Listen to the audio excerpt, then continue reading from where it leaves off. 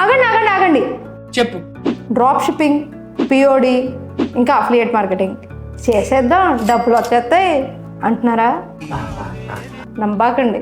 ఎందుకు? ఎందుకంటే ఏదన్నా ప్రాసెస్ అండి, ప్రాసెస్ లేకపోతే ఏది పాసిబుల్ చెప్పండి. సో ప్రాసెస్ అని అంటే ఏంటి అంటే ప్రతిదీ బిజినెస్ ఓరియంటెడ్గానే చూడాల్సి వస్తుంది. అది పిఓడి అయినా, డ్రాప్ షిప్పింగ్ అయినా, లేదంటే మీరు తీసుకునే అఫిలియేట్ మార్కెటింగ్ అయినా. ముఖ్యంగా వీటిల్లో డైరెక్ట్గా సోషల్ మీడియా మార్కెటింగ్ చేయడానికి ఏమో ఆప్షన్ ఉండదు.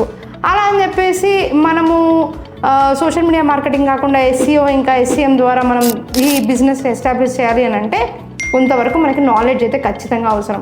సో ఆ నాలెడ్జ్ని సంపాదించుకోవడానికి చాలామంది ఏం చేస్తారంటే యూట్యూబ్లో ఉండే చాలా వీడియోస్ చూసేసి హాఫ్ నాలెడ్జ్ సంపాదించుకొని చాలా కష్టపడుతూ ఉంటారు.